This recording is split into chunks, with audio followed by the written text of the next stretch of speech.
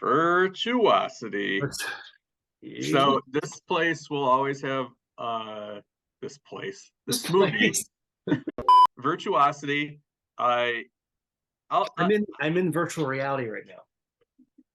I'm doing. this is pretty much like how I saw Rob when we went to Monster Mania convention one year, and there was a van, and you went in there and you did a Welcome to Derry It For the first virtual hit. reality thing. Yes. And I remember we went into the van and we had to stand there, and we were kind of like, this probably isn't it, but are we doing the virtual reality thing right now? We didn't have headsets on. We thought it was just like sensory deprivation or something, but they kept us in there, and then they put us in like the other section of the van with the it VR. And I took off my headset before Rob did, and I did have a couple moments where Uh, Rob adorably had a headset on, just being like yeah. this, I was, and I was just like, I he's was so cute. I was in Derry. I was there. We were in the sewer with balloons, I remember. And also we were in virtual reality. Virtuosity is directed by VR auteur extraordinaire Brett Leonard, Mhm. who is kind of more just a virtual experience, virtual reality guru than he is a film director at this point. Like, it's his passion in life, it seems. And he directed a few movies. Highlander, The Source was his, as you might remember, Uh, Rob. But he made his bones in the '90s with the original Lawnmower Man, and then in 1995 he had the one-two punch of Hideaway and in March and Virtuosity in August. did we So Patrick, say welcome to reserve seating yet? welcome to reserve seating. Yet. So Patrick, what did you think of Virtuosity? It's kind of like I Exactly. didn't love it. Mhm.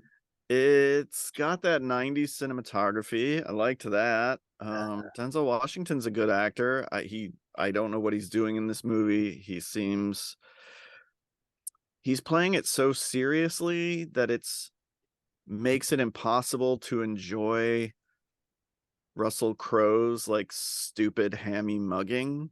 yeah. Mhm. I've seen Russell Crowe like go hammy before, and it can be enjoyable. I'm thinking of like The Man with the Iron Fist. Russell Crowe's a lot of fun in that movie, but in this movie, he's just I don't like his performance. I didn't care for Virtuosity. It Ooh. reminded me a bit of like a humorless Demolition Man. We have to talk. I think we just have to talk about Denzel Washington in this movie. We have to talk about like because Adam, we just recently did the whole thing about like sliding doors, like casting stuff, and you read like, oh, originally they wanted Arnold for this, and they wanted Kevin Spacey for the Russell Crowe part, and they wanted this and that, and there are other early '90s stars that make more sense to me than Denzel.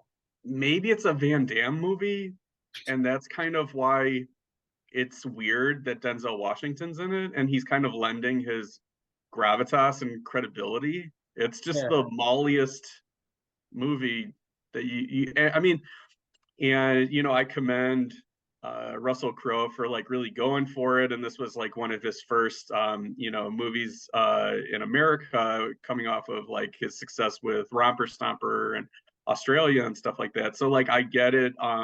It's a good showcase for Having him, fun. even if it's not amongst one of his best performances. But yeah, I don't know. I mean, like maybe because I heard Denzel Washington like worked on the script a bunch. Maybe it was just something where on the concept alone, he just kind of was interested in VR and thought that like, maybe I'll be ahead of the curve in a way, incorporating this in my action movie. But I don't think that it kind of on one hand shows what a great actor he is, that he can kind of lend respectability to something like this. But on the other, I don't think that it's worthy of him or takes advantage of what's special about him. Well, he's wrong for the movie. Like he's Yeah. wrong for the part. He's not. I mean, it's. I mean, for the part Like, like he reads his Please lines. put respect on Parker Barnes's name. I'm sorry, the great and famous Parker Barnes. He reads his lines like a Denzel character, like, you know, he's because he's Denzel fucking Washington. So everything has that sort of thoughtfulness, that sort of like cadence to it. And then it's just like, no, this is, you know, who's the Highlander guy? He could do this. You know what I mean? Like, we don't need that. I would right? like it more because I Yeah. feel like then everybody could lean into the silliness of it and kind of the DTV-ness of it all, and Yeah. like it would be more of a piece than like Denzel treating it like it's this prestige movie when the movie around him is just shitty and ridiculous. You mentioned the 90s cinematography, and it's so funny because it like there's so many things where a scene would play out in like a longer master shot, you know what I mean? And you think, but like the actors are acting as if they have close-ups. When you got Fichtner in there, when you've got Fichtner playing a corporate stooge, like that's how you know you're firmly in the 90s. Well, that's what's great about these 90s movies is you watch the opening credits and it's just like 10 names deep of Yes. character actors that you're so happy to, you're just like Kevin J. O'Connor, bring it on, Costas Mandylor, Kaylee Cuoco, like everybody in the cast is somebody. I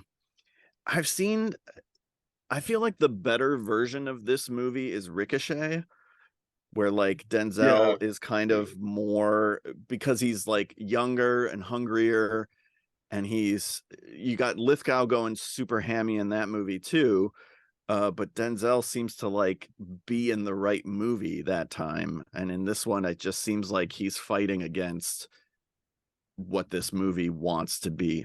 Yeah, I don't think it's like a vanity issue with him or anything like that. No. It's but I agree with you. It's almost like he has to be mindful of like what he's become as an actor and a movie star at this point that he maybe didn't have just yet with Ricochet, where he could kind of wheel and deal and take more chances on kind of, you know, just overheated action movies. Because even when he did you know, his collaborations with Antoine Fuqua or with Tony Scott, I mean, like the performances The he's giving, performances. the performances he's giving. Um, in VR, we call it performances.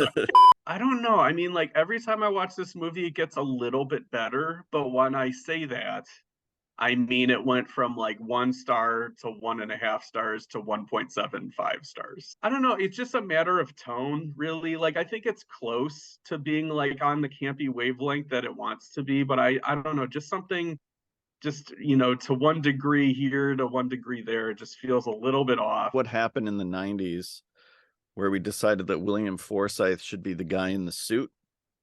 Like early 90s, he's cinema's greatest madman. He's an unhinged lunatic. And then by the late 90s with like The Rock and Virtuosity, he's just like an executive. What's going on? It's weird how little we have to say about this movie. Sid Not that weird. 6.7 took the words right out of her mouth. I will say there's a couple things I like about the movie. I think that the whole trope of him sort of like needing to reanimate body parts, and it's like it involves glass, but they never like call it out. So like every time he has to do it, there's like some poor window has to die or something like that is interesting enough. And then I Shazam 3 songs while I was watching this. So there we go. I did not expect this movie to end with a Peter Gabriel song. That was not one of the ones I should. No. It's not enough to recommend this movie. I'm sorry. But yeah. Virtuosity. Sadistic, intelligent, dangerous. Mm-hmm. Yeah. He turned into a real man via a 3D printer, basically. So we will be back next week with a new VR flick. The world's biggest Virtuosity fan was so excited to click on this video, and they're just like, that's it? That's all they got? It's like, I don't know what to tell you. It's not very good. I'm sorry. He has a name, and it's Brett Leonard. We will be back next week talking about Ender's Game, and that's Rob's pick of the month for VR. And until next time, there it is. Virtual seats are Reserved. Yeah. Why are my eyes closed, dude? What are your eyes?